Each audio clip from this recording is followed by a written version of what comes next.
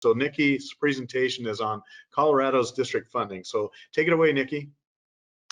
Thanks, Ray. Let's see. All right, I am going to be talking about a super fun and exciting topic on budgets and budgets in crisis, which is pretty much kind of, I think, where a lot of districts, states are looking at right now. Again, I'm Nikki Brinson with the Colorado State Conservation Board. I'm the district's operations manager, and I've been working with Colorado's districts for about 13 years. During this pandemic and kind of in the more recent history with the late property taxes payments coming into counties, decreases in local, state, and federal funding, there's just a lot of uncertainty. It's a scary time for many, and the uncertainty pushes our levels of resilience outside our normal comfort zones. And I'm here to say that in the end, even though we do not know what that will look like right now, but it will be okay. It may be different, it will probably change, but it will be okay. We've been in financial difficulties before, recessions, partner hiring freezes, furloughs, staff layoffs, all of that, and working together is where we really thrive. This presentation will kind of cover how Colorado is trying to pre-plan as much as possible for our future, statewide and across our partnerships.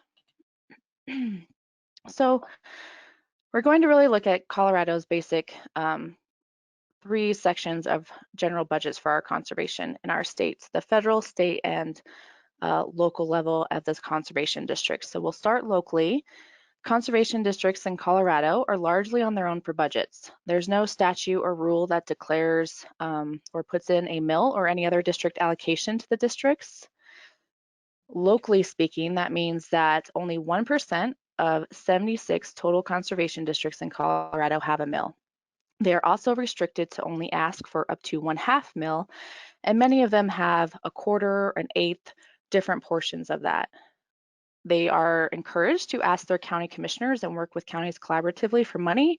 However, we will run into a lot of problems, similar to what you just heard with Washington State, that our county and district boundaries do not match at all, very rarely line up whatsoever.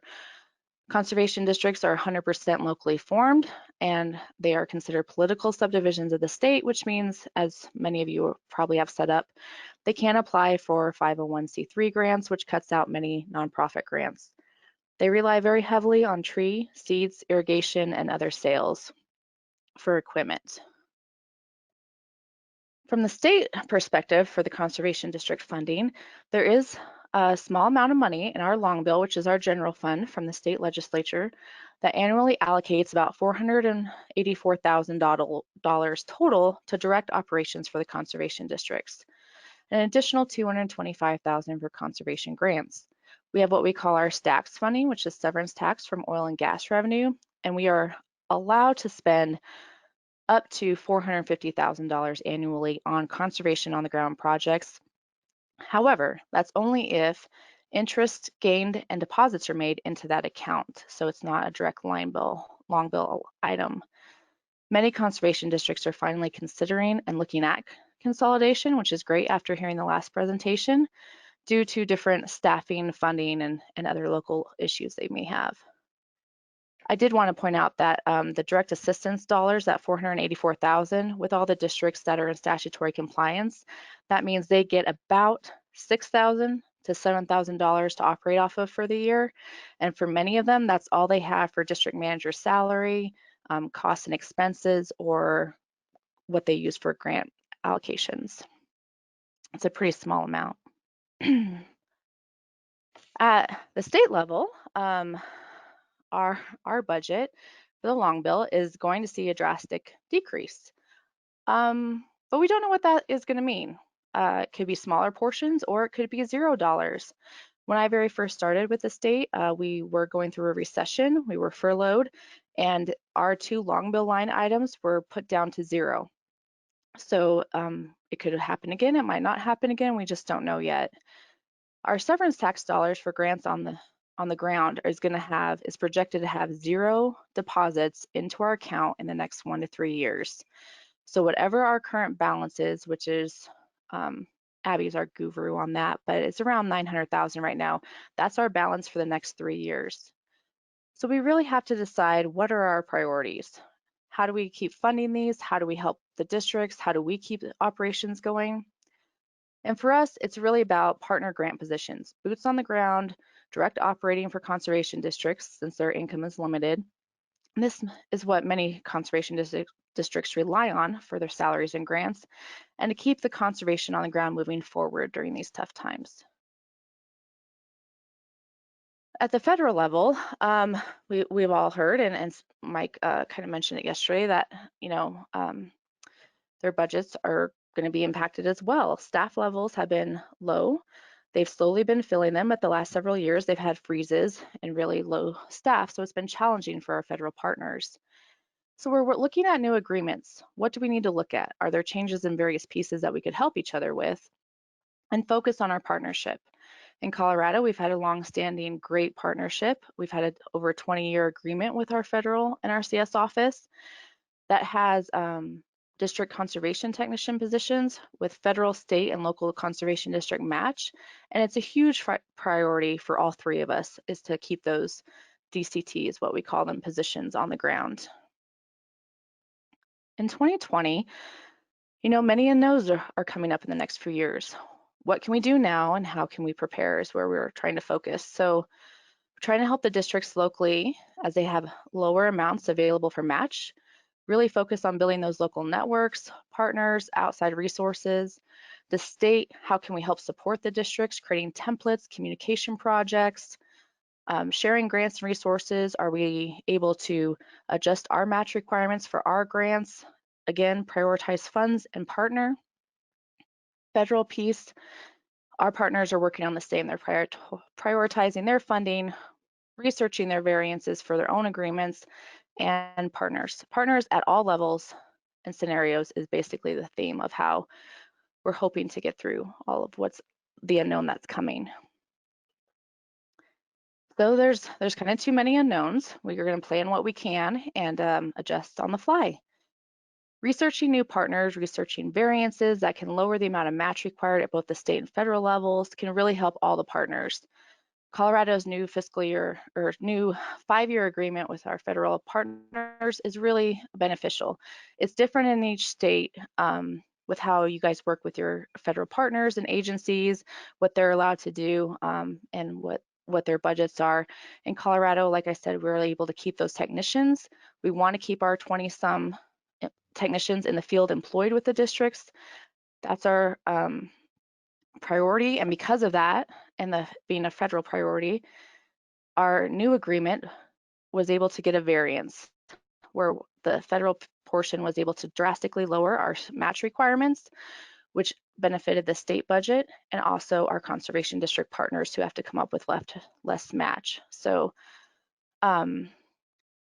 it's going to be extremely helpful, and we will be able to stretch those dollars a little farther, but really focusing on building those strong partnership relationships in the beginning and really keep asking, how can we help you?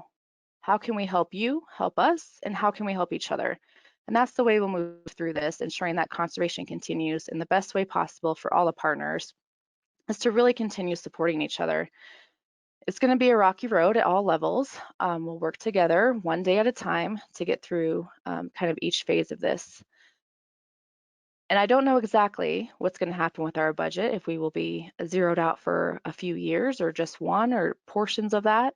But we're researching. We're also working with our partner association group on how can they help us with grants or payments, or can we work together collaboratively on positions for soil health and urban agriculture and different pieces like that, and really making sure that all of us are working together for our common goal of conservation in Colorado. So if you have any kind of specific new processes, ideas, or public communication pieces, I'm writing notes like crazy during this week, but that have helped you or your district showcase or benefit to ensure support, especially financial, of course, right now. I'd be happy to talk with you and kind of pick your brain, and my information is listed here, and if you have any questions. Well, thanks so much, Nikki. And we did have a couple of questions come in, so why don't we cover those?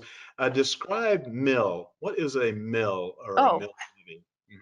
I'm sorry, a mill levy. So it is a tax for the landowners of personal property only, of Mhm. real property only, not personal property, real property only in Colorado. So our districts would have to put it on their ballot in their district boundaries to ask the landowners to be taxed a property tax that would go to the district for operations. Mhm. But you said so very few of your districts are actually using that right now. Correct, 1%. So we have 12 districts out of 76 total that have a mill, and I'd say 10 of those only get maybe a couple $100s. They're in very rural areas and they have a eighth of a mill, so very small amount.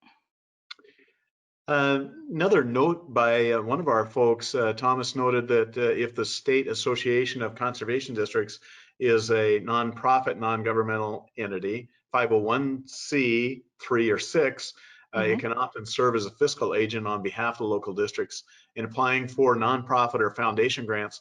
Do you have any of that going on with the Colorado Association or with the Resource Conservation and Development Councils? Yeah, we don't have much with the resource development councils. With our association, it is a one-person employee, and that's kind of outside of her bandwidth.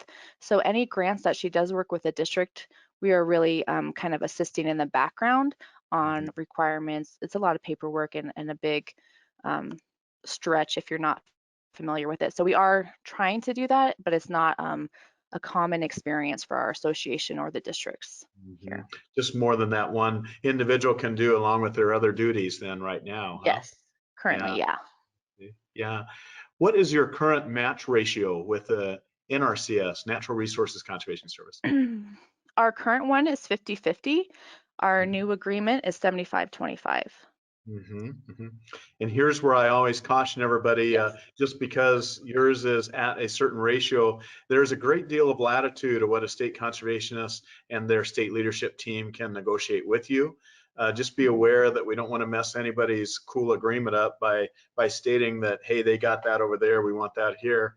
Um, understanding leverage, but just Mhm. understanding that's a negotiated rate or a ratio, that's state specific, right?